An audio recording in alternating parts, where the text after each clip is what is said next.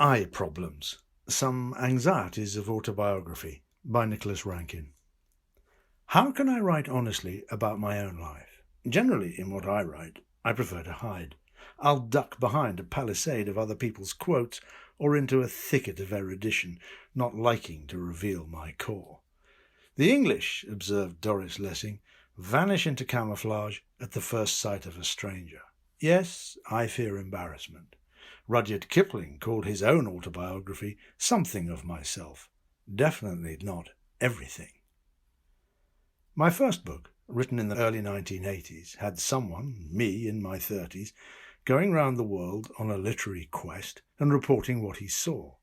But the I in that travel book, Dead Man's Chest, was only incidentally a person, much more a camera or a notebook, snapping and jotting for the reader. In my subsequent 4 books of 20th century narrative history, packed with incident, dense with dates, stats, stories and facts, there was not very much of me. But the I in my newly published book is my own self. My photo is on the front cover of Trapped in History, and I've even elbowed my way into the subtitle, Kenya, Mau Mau and Me. How come the sudden appearance of ego? Why the shift from objective history to subjective autobiography? It was sparked by the very end of my previous book, Defending the Rock, which described a passenger liner in Gibraltar being converted into a hospital ship for the 1982 Falklands-Malvinas War. A galvanic jolt. I knew that vessel as a child. The SS Uganda took my family from London to Mombasa in 1954 to our new life in Kenya colony, then racked by the emergency of an armed African uprising. But that, I wrote there, is another story. The little spark lit a fire. The need to write a personal story began to possess me with a compulsive power. I no longer wanted to write the book about Basques in the Second World War, which Faber had already commissioned. My own story barged to the head of the queue. As a writer, I had both material and memories, didn't I? Life had given me a gift only I could unwrap. I had actually been there in Kenya during much of the Mau Mau insurgency against British colonial rule. Foolhardy with enthusiasm, I began to plan my hybrid history-cum-memoir of 1950s Kenya. The first line I wrote is still the first sentence of the book, describing the fatal accident that helped my father get his new job in Africa. But opening the tin can marked autobiography, you find worms. They're there, writhing and wriggling, because the colonial past is a compost heap in a cemetery. You dig out a spadeful of soil and fork it over. Some of it is nasty, nightmarish, murderous. Perhaps you should have left well alone. But wanting to understand is obsessive. You keep digging, turning matter over. Other lives, other deaths, and your own horrors and fears inside.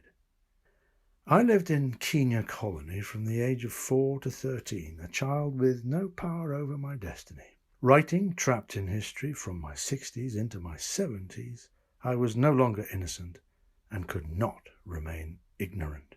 There are other differences between these two I's, the boy and the man. What once seemed normal now appears grossly unfair.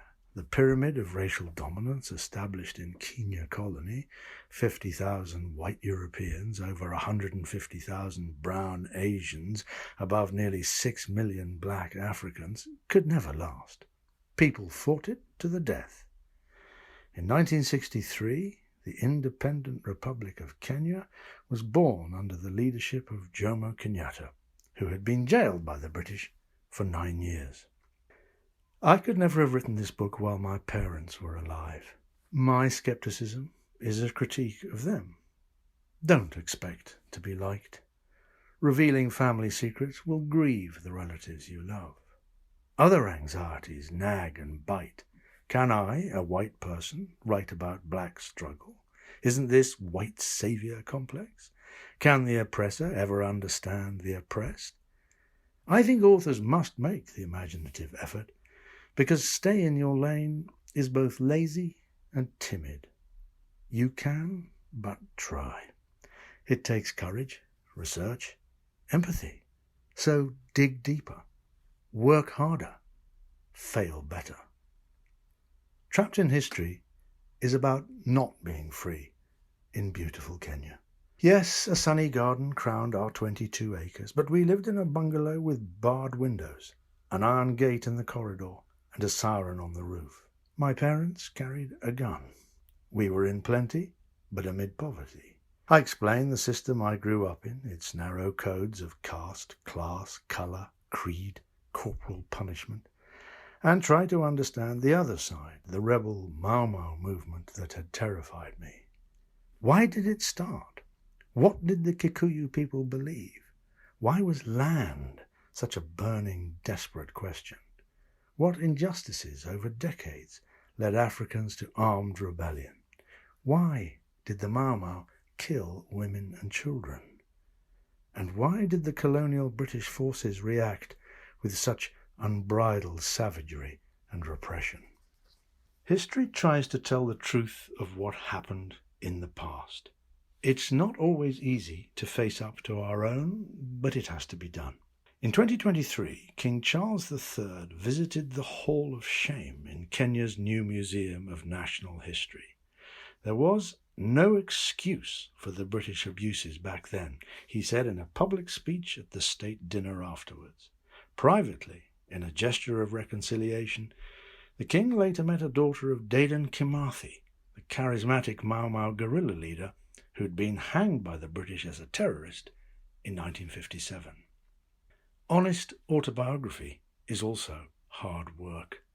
Much easier to hide, as W.B. Yeats put it, behind the circus animals, the players and painted stage, than to lie down where all ladders start, in the foul rag and bone shop of the heart. In writing this book, I found I was not the innocent child in Kenya I had claimed to be. I killed birds and small creatures. I stole, told lies, and was spiteful. I fought viciously with my brother. I feared and hated my father. I was racist. My gang at prep school inflicted mental torture on another white boy. Welcome to our wounded world. I too became a human being in the cruel land where Homo sapiens was born.